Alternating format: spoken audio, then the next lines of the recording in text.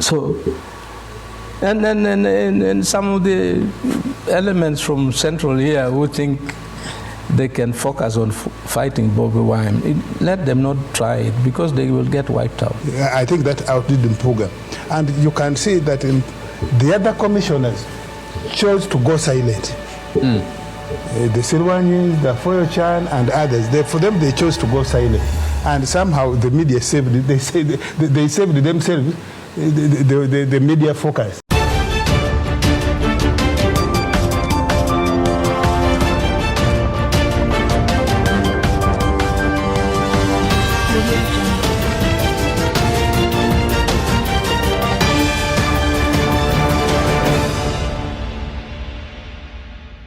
Yes, there are very many people who are coming out to attack Mathias Mpuuga for the hypocrisy is exhibiting by forming a new political formation, which is dear to forming a political party after he was caught stealing the 500 million shillings. Among the very first people who came out to this Mathias Mpuuga was Uganda LATIGO, the former leader of opposition. I made a video about that. Now he's coming out to say, to buttress his point that Mathias Mpuuga is not eligible to fight Bobi Wine, not even to lead the negotiation with General Kaguta Museveni. We all know that this Democratic Alliance was not formed in good terms because it metamorphosed from the Holy Alliance to the DA. Even during its launch, it lacked the face value of all Ugandans. That's the truth. It was as if it is a club of politicians from somewhere, which by the way are made to fight Bobi Wine because Bobi Wine enjoys a massive support in the central. So in this episode, I've come to talk about the comments which were made by the former leader of opposition, Uganda LATIGO, buttressing his comments about Mathias Mpuuga, and also the comments which were made by the NRM spokesperson, OPONDO, and most importantly, the study materials we can learn from the politics of our nation. But before I do this, I want to let you know that if you're new to this channel, please subscribe. And if you're watching this video from a different platform, please head on to YouTube, type in Sula Mawagali. There's a lot of content of this nature. If geopolitics and economics is what you want, this should be definitely the right channel for you to subscribe to.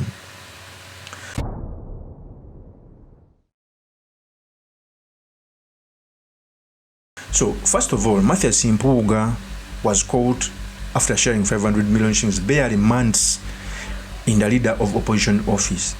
That meant that the saying that he was given money when he was appreciating, how can you be appreciated when even your tenure has not ended? It made even matters worse when he was asked about this and he first denied. Later the parliament confirmed that they got the money. Okay, they told him to resign from the position and refused. And now when he forms such a political formation with hula barrows of talking to General Kaguta Museveni, what we see is him fighting the credible position in the central. That's the truth. Normally, when you get an opposition from within a stronghold, it means that maybe they are up to something. That's why very many people are coming out to say that he works for General Museveni. That's the truth. Before I proceed, I want to play another tape of the former leader of opposition calling out Mathias Mpuuga. Here is the tape. Anybody will dismiss Bobi Wine at his peril. Okay. Because for what he is, he connects with the young generation. Which is the majority. Absolutely. And I said it before. If you watch, have you ever heard the prominent Muganda criticize him for what he's doing? So, and some of the elements from Central here who think they can focus on fighting Bobi Wine, let them not try it, because they will get wiped out. By Bobi Wine. So he's still a force to reckon with in 2026. I was with him in Parliament. I never heard him speak anything serious. But that he can get up and do the things he did, you cannot ignore that reality. That is Uganda LATIGO, when he was coming out to say that Mpuuga coming out to fight Bobi Wine, they will be disseminated, and indeed they are going to be disseminated. That's the truth. First of all, he's surrounding with himself political brokers who have been in the politics of this country. Now it's coming to 20 years brokering from one person to another. In fact, when you see them speak, you may think they are fighting for change, not knowing they are fighting for their own stomachs, the Mabikes, the Mukakos. That's the truth. So even the timing when Mathias Mpuuga is forming this, he was a leader of opposition. He never spoke about speaking to the NRM or bringing the opposition together. So we must, that's why even people are not seeing that anything in the DA alliance. You cannot be first called doing something bad and you come out to oppose. That's why even within the NRM, any person who was chased from the NRM government after stealing, I listened to him less. The reason that's why Besje became popular was because even within NRM he made statements of trying to make changes from within the status quo. It's the reason as to why he was court-martialed. I can give him an ear. But people like, the reason as to why Tumukunde was never listened to, he was first chased as the interior, I think, Minister for Security. He came out to oppose. That means he's opposing for the sake of opposing, not because he wants change. That's why even right now he's pinning up posters, running for Rukunjiri Municipality MP. He's back in the NRM. So you cannot first get a fight from within the status quo and move out, especially when you are in the wrong. I prefer someone who opposes someone even when he's still in the status quo. Secondly, OPONDO also came out to say this about Mathias Mpuuga. Here is the tape. Mpuuga was undone by the denial that he had already received the money. I think that outdid Mpuuga. And you can see that the other commissioners chose to go silent.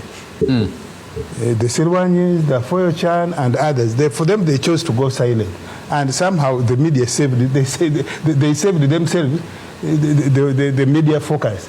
And Mpuuga has suffered a lone man. Do you think that how much of... I was saying that it was not handled well both by Mpuuga himself, but also by his party. Because if this man has been given officially, you may not disagree with it. You can handle it differently. And in my view, I thought if Mpuuga had said, okay, why not give 30% to run the party? No. Probably that could have cooled the tempers at his party. And so it has now made them, in my view, destroy a young, otherwise promising party, in my view.